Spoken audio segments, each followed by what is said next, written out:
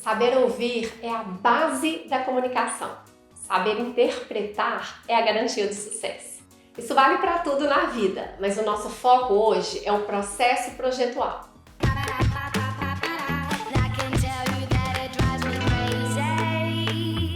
A comunicação ela é a base de todas as etapas do nosso processo de projeto.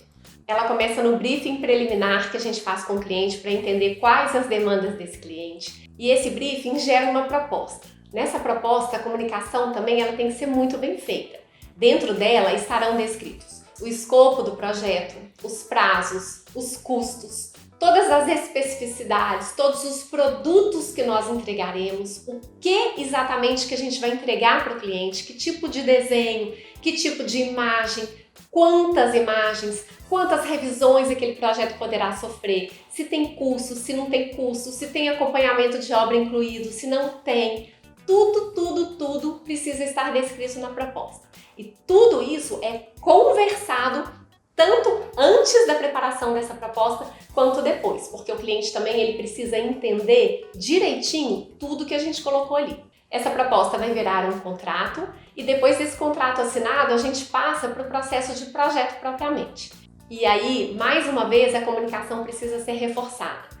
Geralmente, depois desse briefing preliminar que eu faço para a preparação da proposta, eu faço um outro briefing bem mais aprofundado com o cliente. Eu sento com ele, eu confirmo aquelas informações que a gente conversou anteriormente e eu coleto mais informações ainda sobre o projeto.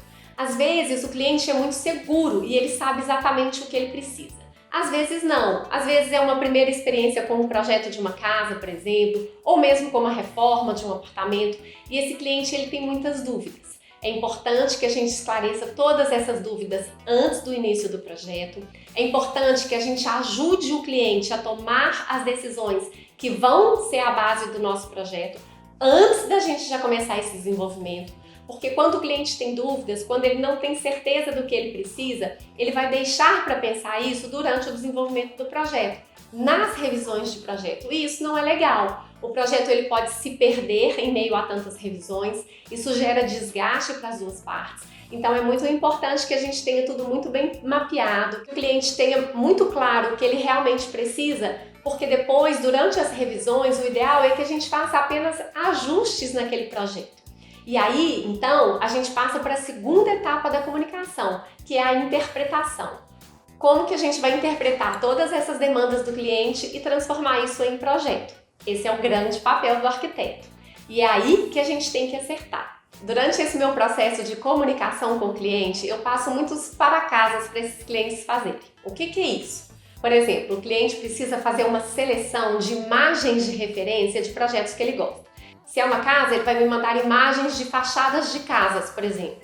Se é uma reforma de uma cozinha, ele vai me mandar imagens de cozinhas que ele gosta. E por aí vai. Muitas vezes o cliente seleciona imagens de estilos diferentes. Por exemplo, o cliente me manda fotos de cozinhas diversas, de estilos diversos, mas todas essas cozinhas têm uma paleta clara. São cozinhas puxando para tons mais neutros, mais claros.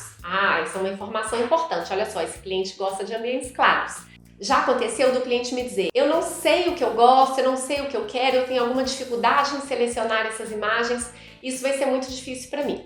E aí eu começo o processo de outro jeito. Eu falo para ele então, me manda imagens de coisas que você não gosta de jeito nenhum. E normalmente é mais fácil para ele fazer aquilo. Então ele vai selecionando imagens, não gosto, e vai me mandando.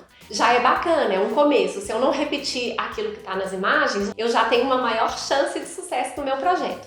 E geralmente, depois da interpretação dessas imagens, tanto das imagens boas quanto das imagens ruins, eu faço a minha leitura e apresento essa leitura para o cliente. Olha, eu tô achando que a gente vai caminhar para uma casa mais clássica, de tons mais neutros, a gente praticamente não vai usar cor, ou então, olha, a gente vai caminhar para uma decoração mais industrial, com tons mais escuros, mais acolhedora, e o cliente ele vai concordando com aquilo, se aquilo fizer sentido para ele. E aí a gente vai então definindo o rumo do nosso projeto. Mas o mais importante é a gente sempre se comunicar com o cliente o tempo inteiro. A gente precisa estar aberto para atender algumas demandas específicas do cliente, mesmo quando aquilo não seja exatamente o que a gente gostaria de fazer. Isso é uma coisa que acontece muito também no mercado. Eu já recebi algumas vezes aqui no escritório clientes que tiveram experiências anteriores que não foram bem sucedidas, porque eles não se sentiam ouvidos e atendidos por aqueles profissionais. E eles chegavam aqui me dizendo: eu finalizei o projeto, mas eu não quero executar o projeto dessa forma. A comunicação ela começou a ficar truncada, eu desisti de pedir, eu desisti de cobrar, eu encerrei o processo e agora eu quero começá-lo de outra forma. Eu preciso que você me atenda nisso, nisso e nisso. E assim é feito. Então eu quero alertar vocês para que vocês não deixem isso acontecer. Ouçam, interpretem e deem as respostas corretas. Na próxima semana nós também teremos uma sequência de lives abordando todos os dias o tema gestão na prática, mas cada dia com um foco diferenciado.